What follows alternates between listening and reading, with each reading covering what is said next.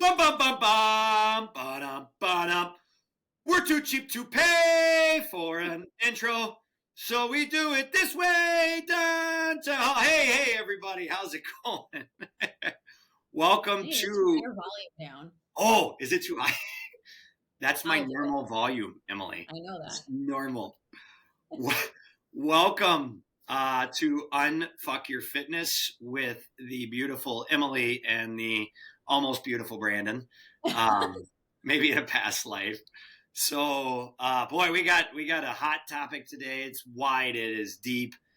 So many different ways that we can go about it, and you're going to get two very different perspectives on it. On a couple of things, actually. So, I don't know if they are. I think there might be some spots. There could be some gaps, dude. I'm gonna be honest with you. Motivation versus discipline, and what it really looks like in somebody's life applied, and then proper gym etiquette. Like, how do you be right in a gym? Because honestly, there is a right. Because if it's affecting anybody else, you need to take a look at it. So let's start with this, Emily. Yes, sir. Do you adhere to? Do you look at your program and say, all right, I am super motivated to do this, and I already know the answer to this because I've known you long enough? Or talk to me about the days that you have to talk yourself into it and how you actually go about it, because you don't always feel like working out, right?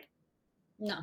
You're not farting rainbows and just, pre-workout in the veins, just ready to do it every single day. No. Talk to me about what that day looks like for you. Yeah. So, no, I'm definitely not always motivated. I like to think that I'm pretty motivated in general, like as a human who enjoys working out and enjoys the more active lifestyle. But yeah, no, of course not. There are a lot of days that I don't want to go. I'm just like feeling lazy or feeling crabby or in pain. I mean, I have a shoulder issue happening and that's not fun. So for me, that looks like just knowing that I kind of like have to do it. I don't know. Like, is anybody forcing me to do it?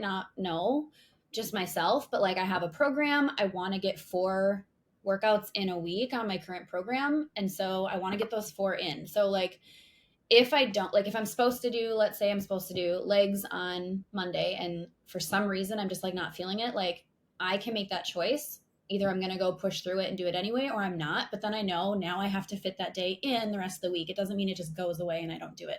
So if it gets to be like Friday, Saturday, Sunday, and it's my weekend and I have missed workouts, I'm not skipping those. I'm getting them in. So that might mean doing it at a less convenient time or doing it instead of something I'd rather be doing or whatever it might be, but they're going to get done because I want to get all 4 in because that is my goal. And that works best for me to get further in my personal goals of where I want to be physically and all those things. So I guess I just get it done because I feel like I have to for myself.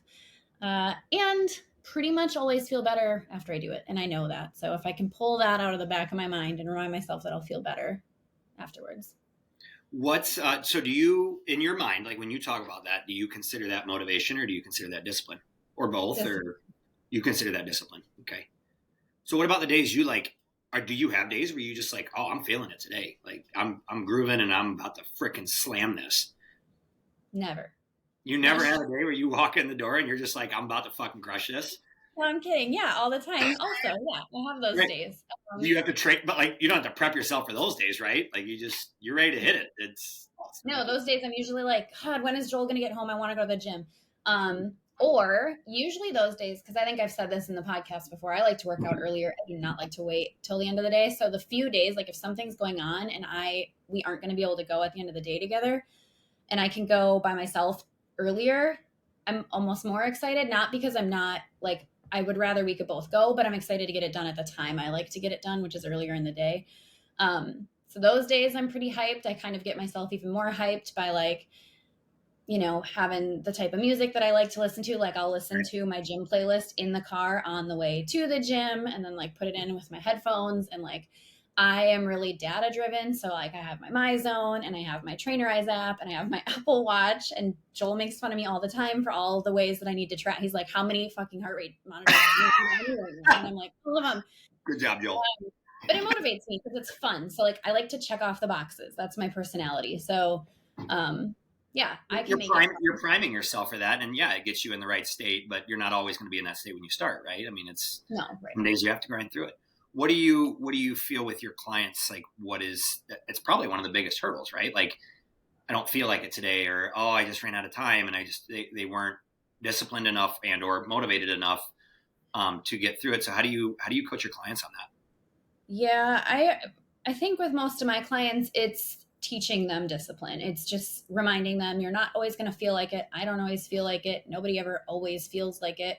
But get them done. And I kind of use the same thing. If they are supposed to do 3 workouts that week, then they're going to get those 3 workouts in that week. If they're supposed to do it on Monday and they can't or they don't, fine, but you need to make it up. You need to get those in. So just having them know that they need to do that. Yeah, discipline your dog right now, would you please? They're not listening today. I don't know what to do with them. Discipline them with all your listeners listening right now. No, yeah, I 100% agree.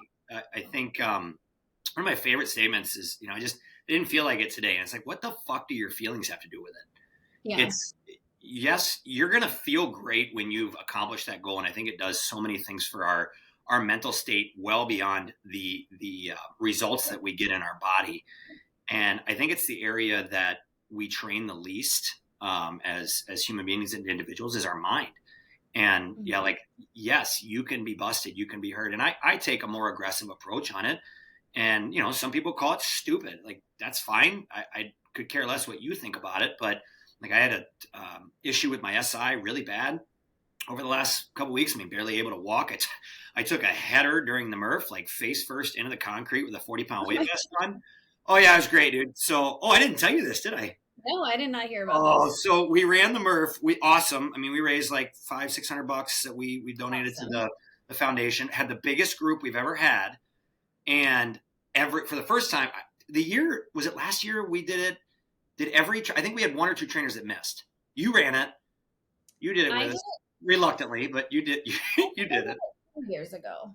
Yeah, 2 years ago we had a big group. This year, every single employee, and then we had like multiple family. We had a huge group, so everybody's all jacked up.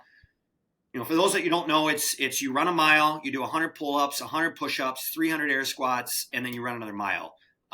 You can choose to do it in a weight vest as well, which is kind of how the workout was structured by Lieutenant Mike Murphy. And so I did it in a 40-pounder, and I was gassed towards the end. I'm coming down. I don't really have to have too many deep conversations with myself when I'm that deep. I'm just like, all right, one step at a time. Well, my dumbass, I'm at that very end. I have a half mile left, and a cop starts coming around the corner that I know, and so I flex on him, and I was like, just being a dumbass.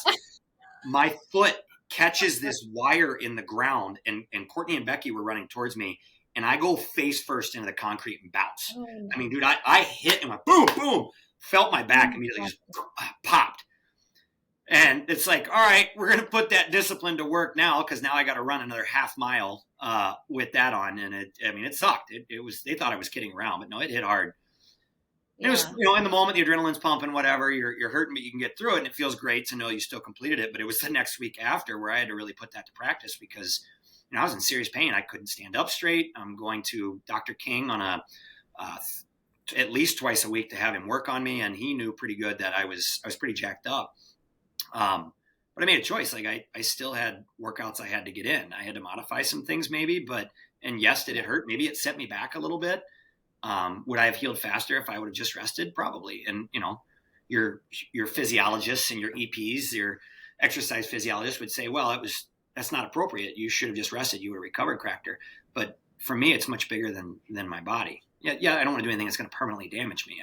I understand that, but this is about building resiliency. And the way I tell myself is like, all right, well, if I can run 3 miles and do a leg day when I'm hurt, I have no excuse that I can ever give to myself on days that I'm not hurt to not be able to do that if that's what I have programmed for that day.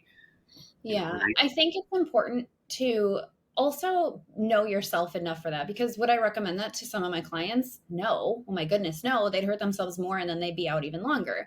Right. So I think it's, taking a step back, which can also be really hard. Like it's something I'm really struggling with my shoulder problem, because I love shoulder day and I love chest day. those are two of my favorites, and I can't do either right now at all. Like even body movements cause pain, and I it's hard to feel like you're making progress not doing the things, but it's reminding myself that if I take a step back and if I focus on strengthening my back and focus on my legs and just do the things that I can do and then rehab this shoulder with the ice and all the things, reminding myself that in the long run that's what's going to be better because I'm going to be able to come back and do my chest day and my shoulder day again, hopefully without surgery. Whereas if I push through this pain just because I feel like I have to, because I have to get my shoulder day in, I could make it worse and I could end up needing surgery. So I think it's really very much knowing the difference. Whereas you probably knew, you were like, okay, this sucks, this is bad, but like, I know what's going on and I know that I'm not going to need surgery. Knowing, Right. having that education or having Right. someone to let you know, like, we need to back off on this. We need to focus on other things versus we can push through this. Like I've also posted, I've posted videos on my account where I've been on my way to the gym and got like a gnarly stomach ache. I worked out anyway. So like it's like know the difference. If Yeah. if you can push through it and maybe I wasn't squatting as heavy with a really bad stomach ache, but I didn't just turn around and go home. Whereas had I been walking into the gym and fell and twisted my ankle super bad, maybe we would have gone home. It's like just know the difference between all the different things and know when to push and know when to back off.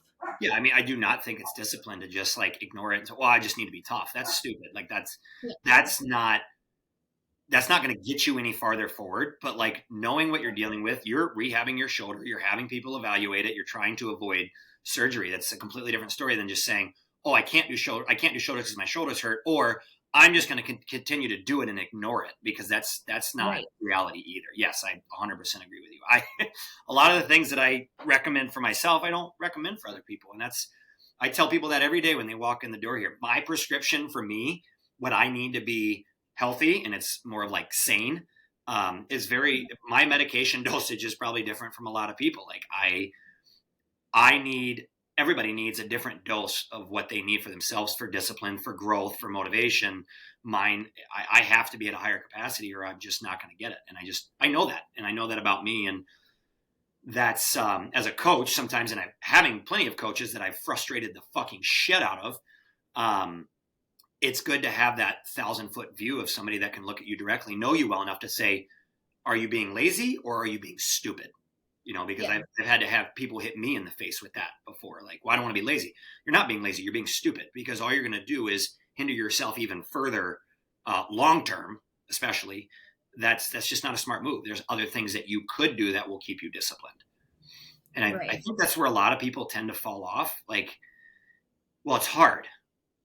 Well, yeah, it's always going to be hard. It's never, listen to me. All these listeners, I want you to tell you right, I do not wake up in the morning just super excited to work out. That is, there are a lot of mornings when it's very early. I have to talk myself into getting out of bed when the alarm, it's not like, yes, my alarm's going off. Like, oh, it's fucking early. I went to bed a little too late last night. I'm fucking tired, but well, time to get up.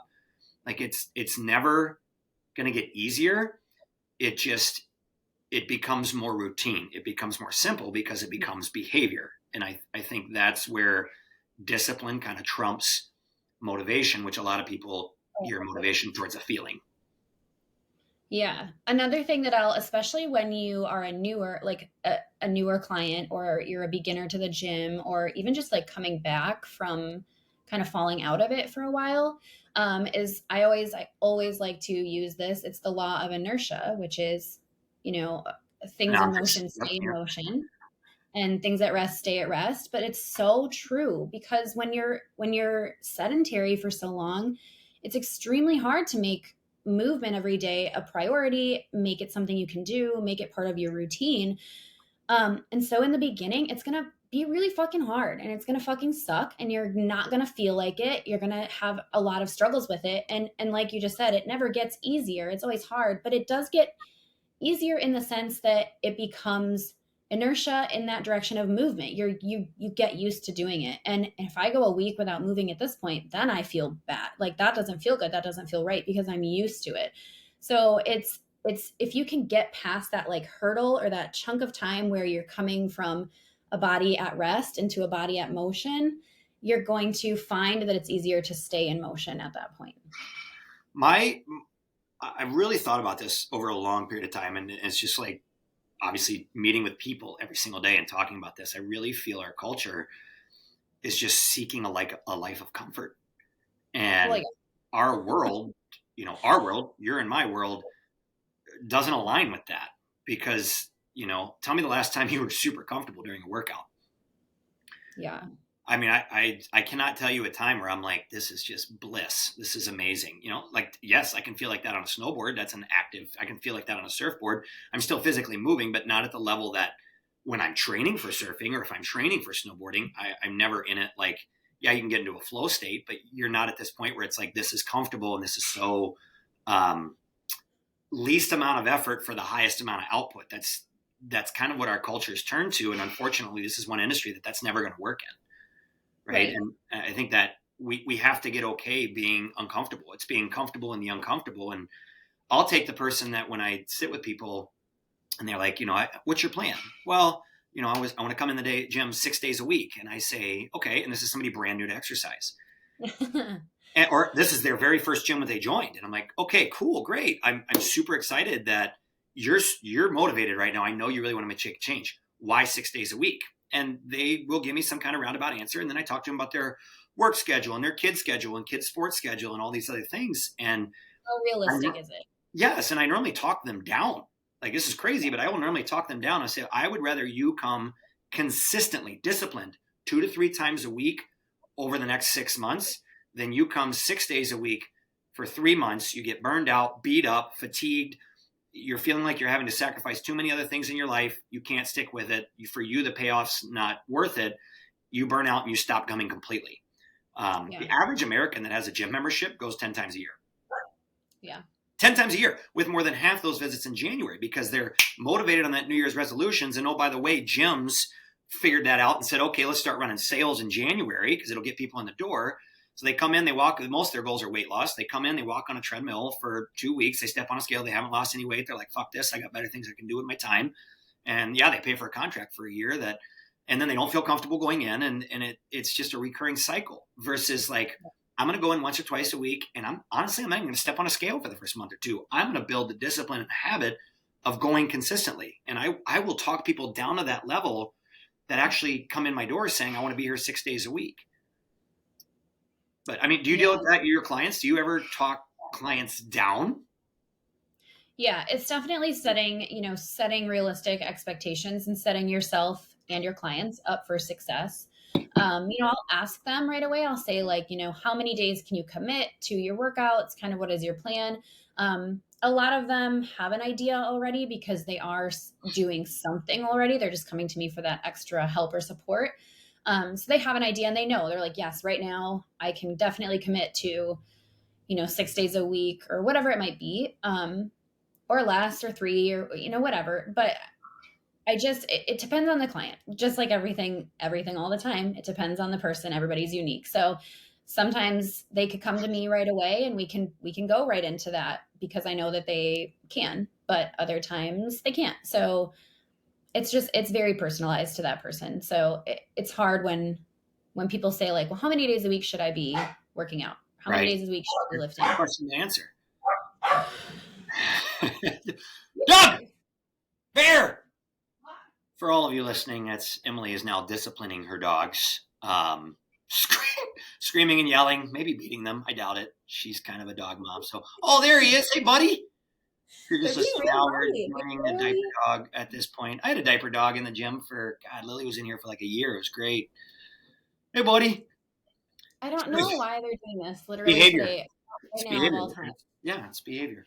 Yeah, I mean, I think with I think on the extreme side of things, people see they see what's out there, the bodybuilder programming or the David Goggins, the Eric Thomases of the world, the Tony Robbins. Is great. Like, yeah. And there are some people, it's great. You set into that grind and boom, that is your life. And it's wonderful, but you don't have to set in that to be disciplined. Right. I think if you can be setting some of those small disciplines over a long period of time, you're going to pay off.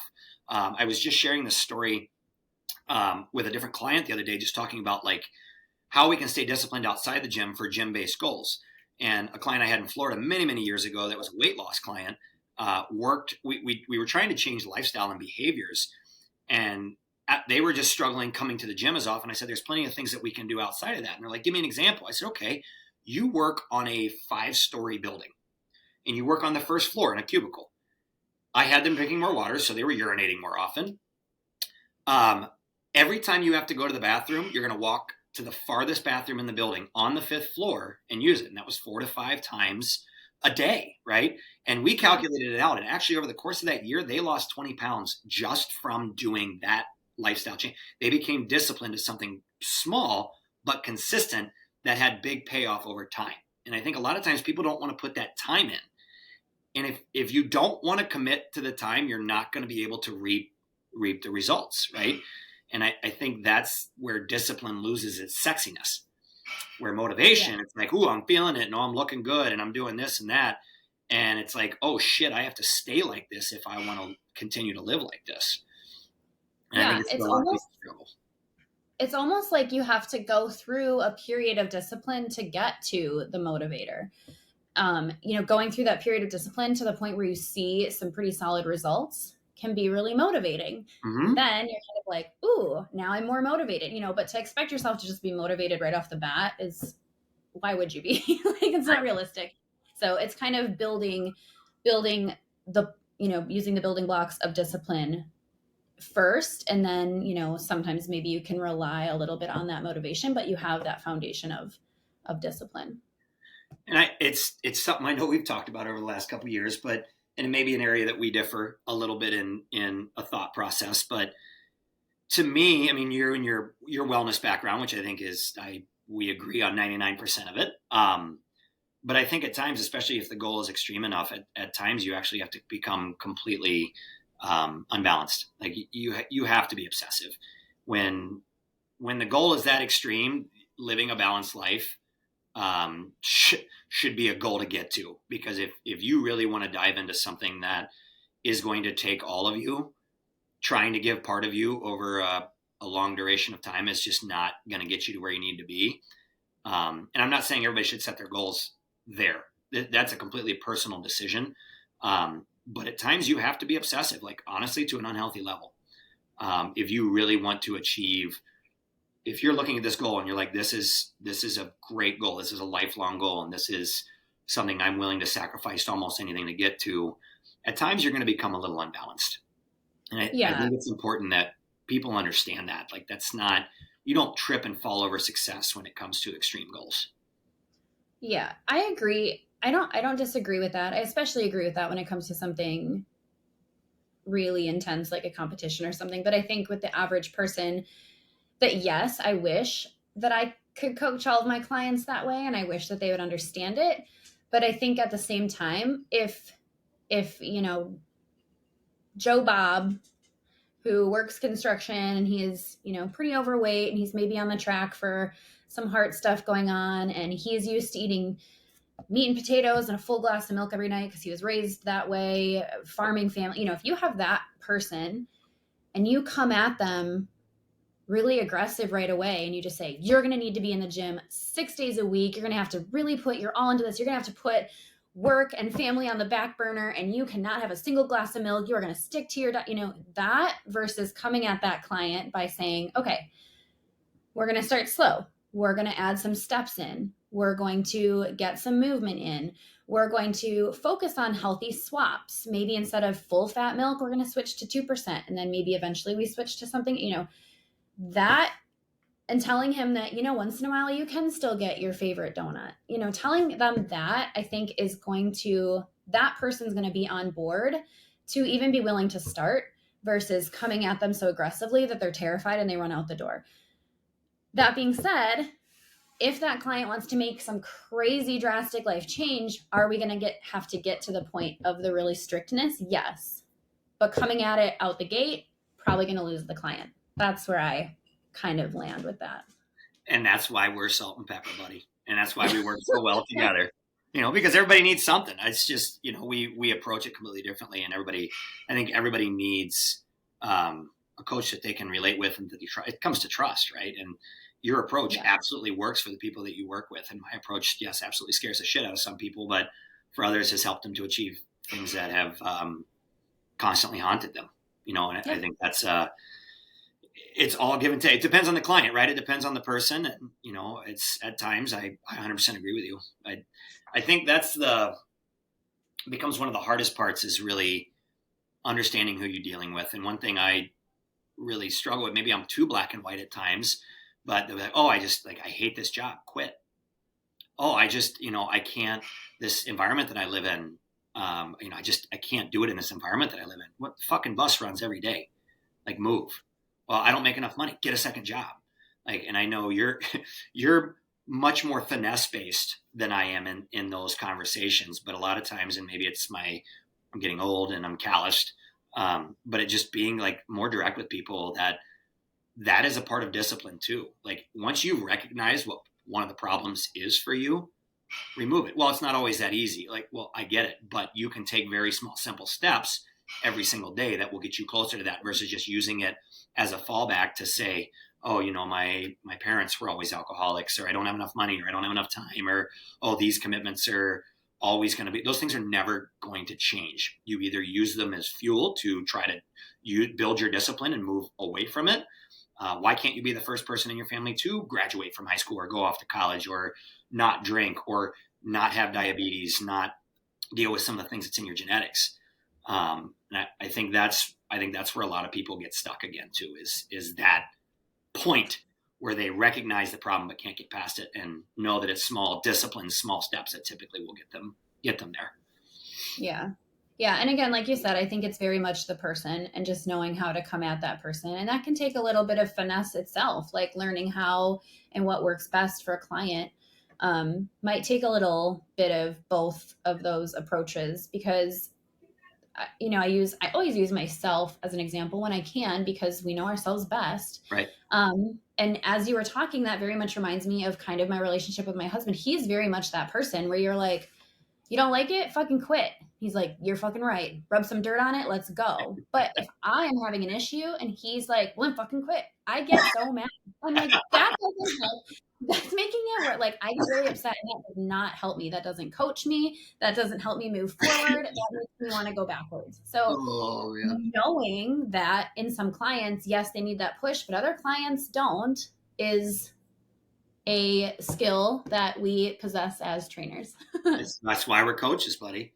Well, Yeah. let's add this into like what those kind of people are like in the gym, because I know I've gotten feedback like, God, you're an asshole in the gym, or you're too intense, and I've had others that are like, hey, I love working out when you're in there, and that's all great and dandy. I think trainers at times are a little intense when they're in the gym, just because people feel that trainers are up here. We're human beings, just like you guys. Yes, we have an education in it, but nobody knows this shit until they're taught it. Like we were taught it at some point as well as we apply it to our career.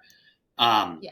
but I think a big conversation point with trainers, especially people that are super motivated, super disciplined, and maybe making some changes in their life, is like gym etiquette. Like what those type of people are like in a gym when you get your extremes. But also some of these new things that we're seeing, such as like, well, you deal with it in your business, filming yourself while you're exercising and leaving Yeah. fucking chalk all over the floor when you're doing deadlifting, or leaving a fucking hack squat with 8 plates on it. When I came in this morning, I literally had to watch the film. I was like, you guys, come on.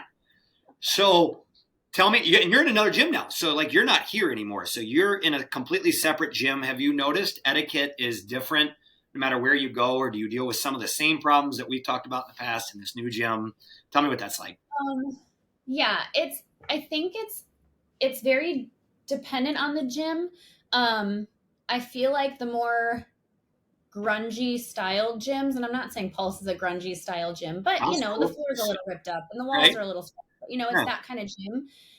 In that setting, I think it's more common for people to leave their fucking chalk all over like they don't give a shit because it looks like the gym isn't going to give a shit because we're that kind of gym. Get in, grunt, throw your weights around. That's fine because that is fine. Yeah. But they're less likely to respect the space because of it. And I've been in gyms like that. Whereas the gym I'm in now has the same type of, it has the people who are lifting really heavy and they're grunting and they're making, it's definitely not like a Planet Fitness bullshit. But fuck, it's clean. It's new and it's clean. There's not like a scratch on the wall. There's not a rip in the cart. Like it is, there's nothing anywhere. They do have signs up where you can only use liquid chalk, which might be a part of it too. There's Yeah. just not that kind of Yeah. chalk around. But never have I seen a mess anywhere. Never have I smelled a bad smell in this gym, which is crazy. Like the bathrooms are like you're walking into a spa, but it's not like a super expensive, fancy, ritzy club. It's not. It's just it seems like they have made it important to them to cultivate that type of environment, which is pretty cool. And it's a huge gym. So the fact that they keep it this clean is wild. And I've never ever seen anyone cleaning. Like, I've That's never seen crazy. Well, yeah. oil. Probably hit it But at night. Is it 24/7? it's not. Oh, So that's okay. another thing. It's Yeah, probably yeah, they're it's probably not. cleaning it morning and night when it's closed, and yeah, that has helped. I've worked and worked out in gyms all over the world, and it's yeah, I've been in very prominent neighborhoods where I go in and it's an old school garage gym where shit's just getting tossed and there's fucking beer kegs sitting out, and I mean just nuts. And then I've been in very low income areas where the gym is fucking spotless, and you're not even allowed to carry your bag out on the floor. You have to like check shit in before you go out. I've been kicked out of more country clubs than I can remember. My dad will tell you all the story. I was breathing too loud at one, and they called my dad and said, "Hey, he can't come back down here. It's too much." Oh yeah, Yeah. I've been kicked out of a couple PFs just by walking in the fucking door. Um, Yeah. but I think there's some common things that everybody would appreciate it, and if you're doing them, great. This should be a pat on your back. Like put your shit away, Yes. put your weights away. It's important because it's not. I wanted to hang this sign up, and I thought it would be complete. I think I told you about this. It would have been construed completely differently, but I wanted to put this sign up that said, Is it the gender one? yes, if you're not strong enough to put your weights back, please find one of my female trainers and they would be happy to do it for you. Like Yeah. it sounds shitty, but the reality is like, guys, there's sometimes if you load fucking 9 plates on there, it's not that you can't do it when you were training your client. It's just a pain in your ass to have to move all those plates back, especially if your client's not able to do that. Or we have somebody that's maybe partially disabled or not Right. strong enough to lift that. And now they're not going to come in and use that piece of equipment. So it's not just about, hey, it looks cleaner. It's about safety and usage. I think, And coming from now that I'm not working in the gym, I'm just somebody who uses a gym.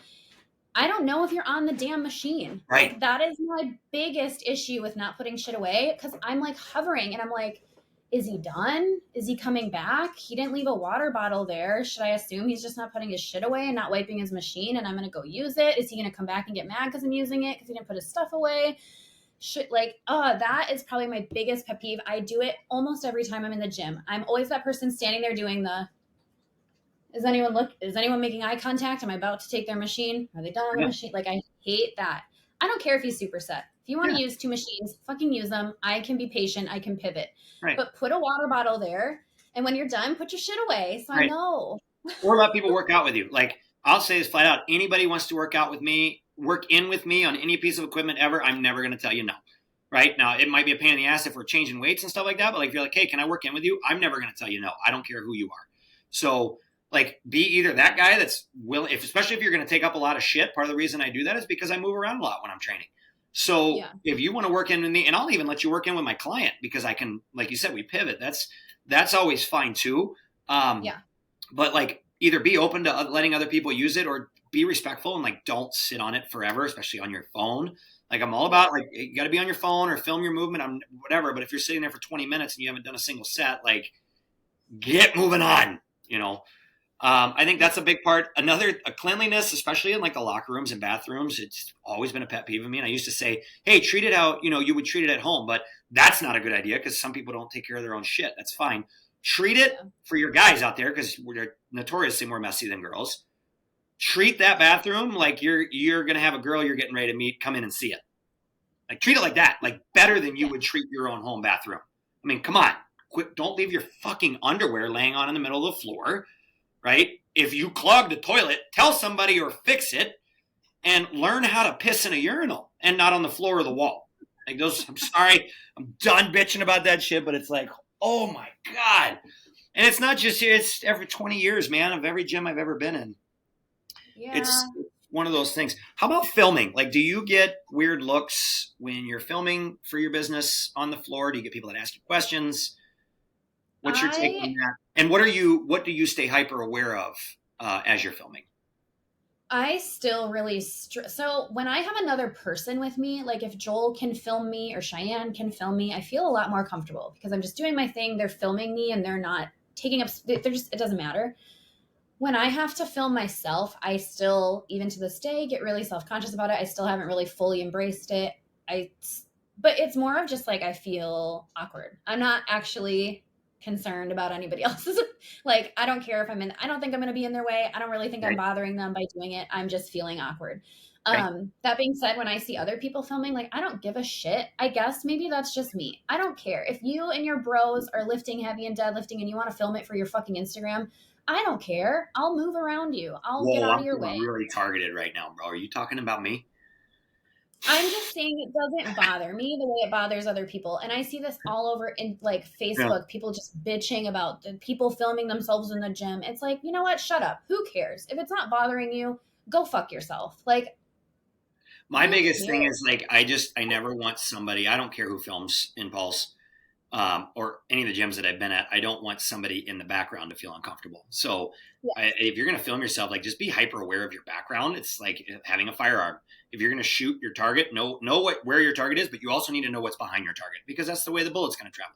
So yes, you Yeah. may be the center of attention on that screen, but if you've got somebody that's working on weight loss and extremely uncomfortable and took themselves a month to talk to them about the strength to get in the door and start working out, and then you Yeah. start boosting your post on Facegram to try to get followers or what. And again, nothing wrong with that. But if they're in your background and you've now made them uncomfortable, now it's a problem. Like just be aware of what's in your background. Talk to most of the people that do it here have come and talked to me, which, hey, is this cool? Yep. Just make sure nobody's in your background. Just so that way we're not having anybody that gets upset about it. Do that or Yeah. go That's to a always, time that's not busy. Don't go in at 5:30 at night and film yeah. yourself. But I think it's cool because it really does. It puts real workouts, real people, for the most part, out on social media and really promotes our environment, which is like, hey, we're all here to do the same thing. And I love to see people comfortable enough to put themselves out there. I typically shoot my motivational Mondays right after a run or right after a workout. A lot of times I don't have my shirt on. Like, I don't give a shit. If that bothers you, unfollow me.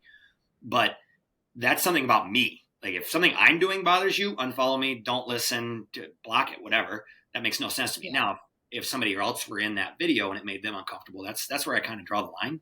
Like I get that. Like I don't have a right to do that to you, and I wouldn't want you to do that to me. So Yeah.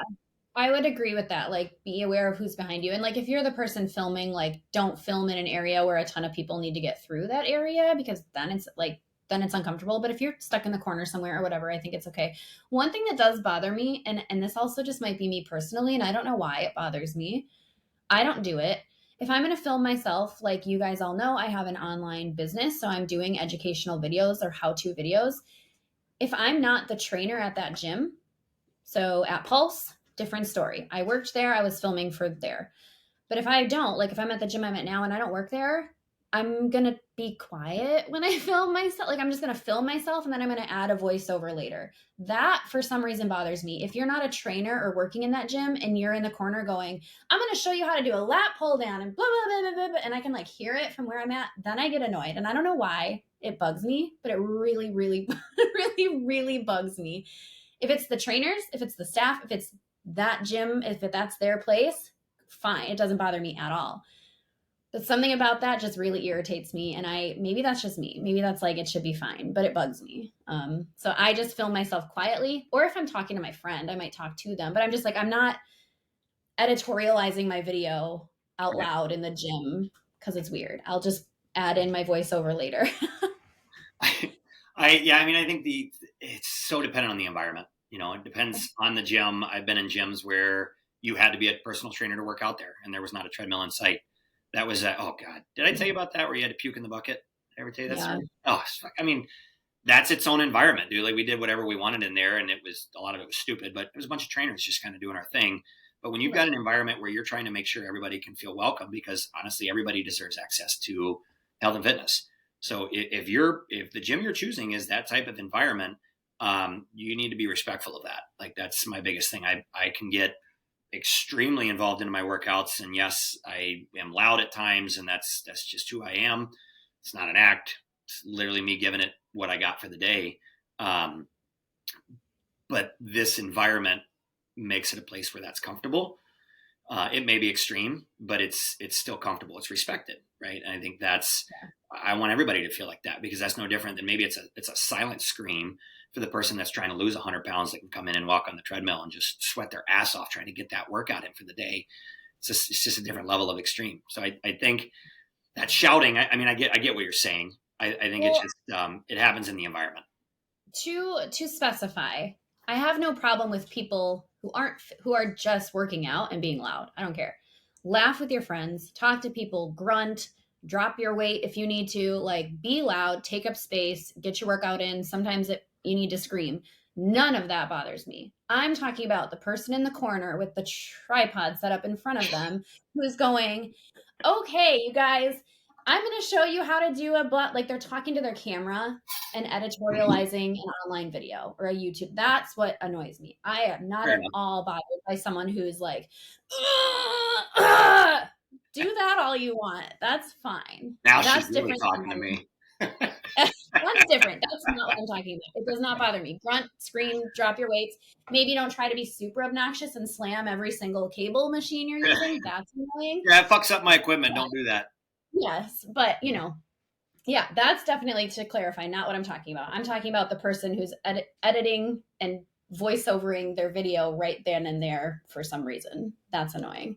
I, I think another, this just popped into my head too. Another thing, part of, I guess it could be called gym etiquette, but I think it's, a lot of people have questions on it.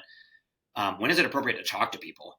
I think a gym setting is a lot of times where people go to meet other people that are like in a comfortable setting for themselves, where it's like, hey, I'm trying to add health and fitness to my lifestyle. I want to be around other people that are adding health and fitness to their lifestyle. But a lot of times in gyms, they got their headphones on and they're very either dialed in, or it's a social club. Let's be honest. There's some gyms that it's like there's more people there talking than actually doing any form of exercise. So again, I think it's Yeah. completely dependent on the environment. But I know you're kind of a quiet watcher when you first start. You just kind of see the setting of the gym and like, all right, who's there? And then you got others like me, and I just fucking walk in and try to take over the place because I don't care. Um, but I think a lot of people have questions on like, when is it appropriate to like talk to people or make friends at the gym? I mean, I think it's always appropriate. Like, I don't think anyone's going to get mad if you're just trying to make friends with them. Like, I think it's just like in any setting, just like wherever you might be, out at anything. Like, don't get in their way of what they're trying to do. Don't be obnoxious and like totally just like oblivious to the fact that they're in the middle of some reps and you're trying to like ask them what their favorite movie is. Like, don't do that. But like if you happen to be Oh, like they're standing there, they're clearly on a break, and you're like, "Hey, I really like your tattoo. It's super cool. I also have a gym tattoo, and also, whatever." Like do that to start up a conversation, and that's cool. That's fine. Just don't be like obnoxious about it. And maybe I'm wrong in this because I've had my friends say things to me about this. Personally, if someone doesn't fucking ask me for my opinion, I'm not going to fucking interrupt their workout to tell them they're doing something wrong. ooh, that's a big That's one. not Yeah, my place to do. I'm going to stay in my lane. Even if they're doing it unsafe, like that's not my job. I'm not their trainer. I'm not their anything. They didn't fucking ask me. They but signed you're a a waiver. They coach. can do what they But want. you're a coach, and you I know, am. okay, But that's not my place. And that's the thing. I've said that before. I've said like to Joel, I'll be like, man, that guy is really fucking doing that wrong. And he's like, you can go tell him. I'm like, no, I'm not going to go tell him. Like, no. And I'd be fucking pissed if anybody came up to me in the gym and said that to me. I'd be pissed. It would ruin my workout. It'd ruin my day. I would probably never come back. If I want help, I'll ask for it. right. Like, you're I an think adult. Go it's ask for it. unsolicited, right? And that's a big topic amongst trainers, is like unsolicited help. And I'm It is. notorious for it. Courtney and I have been in a workout before in another state, and she'll watch me just kind of doing one of these, and I'm looking over and I'm watching, and then she'll be like, "Here, just hand me your water bottle. I'll see you in 10 minutes." And I'll go over there, and mine's done You completely from passion, and it's a do risk of it. getting injured though. Like especially if they're doing it slightly wrong, and it's like, oh, okay, well maybe they're not at 100% form, fine. But if I see something that I really feel it's going to hurt somebody, I feel obligated to do it. I feel the exact opposite. Like, have I had weird occurrences? It's gotten a little weird before, even to the point where somebody's like, "Can I pay you right now?" No, I don't work here. I'm not training you. I just wanted to show you a couple things because I'm through. But yeah, you really got to read the setting. Am I going to go up to some guy that's been working out for 20 years and give him a 10% tweak that he could make on his deadlift to make it heavier? Probably not. But somebody that I can very much view as they are new to this, they have not gotten help before, they are uncoached, and I want to help that person. I don't do it in a way that's aggressive. Well, depending on the person, but I normally will approach and be like, "Hey, my name's Brandon. I'm a trainer. I don't work here. I don't have to show you this, but I'd love to show you a way to do this. I'm not trying to sell you anything.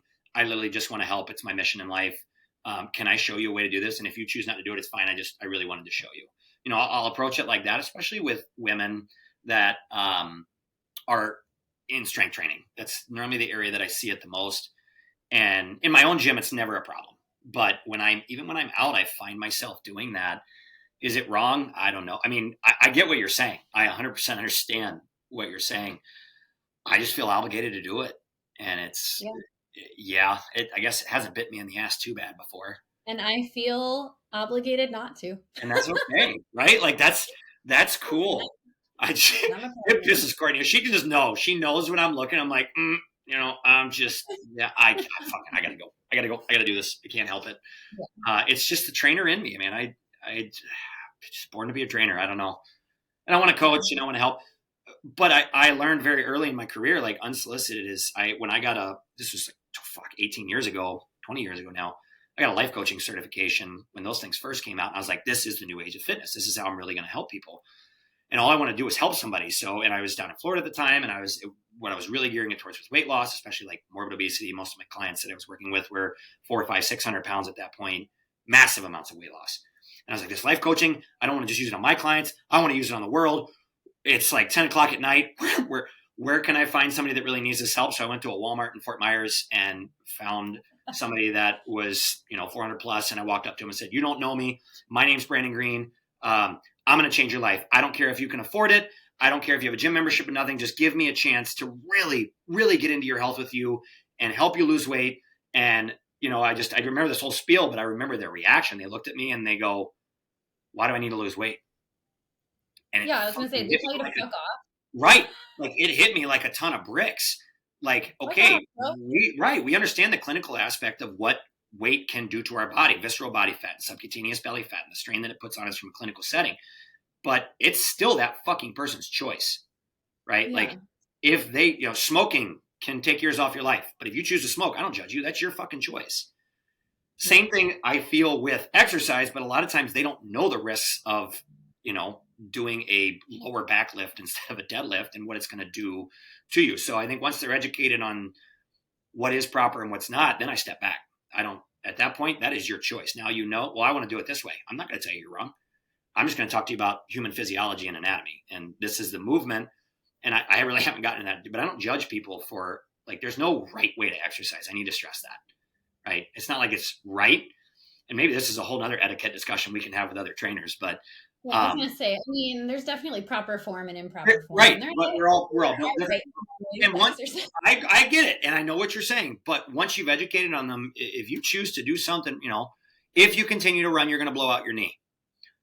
Okay. Like if you told me that, I'm going to still fucking run. Right, wrong, or indifferent, that's my choice. But I'm aware of the consequences. I know my body, and I'm making an active choice. I just want to try to help people get to the point that they understand that they have a choice. Versus I just thought this was my only option. Do you understand what I'm saying? Like with exercise, when I go in to help someone, I just want to make them aware of here's what's best based around your goals. Here's the proper way to do this. I hope it helps. Now I step the fuck back. I'm not your personal trainer. Yeah. Like you said, I'm not your coach. I just wanted to educate you in that moment on here are some things to maybe. Right. Yeah. Okay. We'll call it the right way. It's my way, so it's got to be the fucking right way. All right. Well, we got to wrap this up. I think you have a appointment or something. I do always. I got to go tell somebody the right way to exercise. Yeah, and teach them not to do it the wrong way because there is a right way. There is wrong and a right. I agree with you. Thank you. Well, as always, it's been a wonderful trip with you, Emily. Always love chatting with you. Hopefully, this helps people out there. And we'll see you next month. Yeah. Peace. Well, yeah.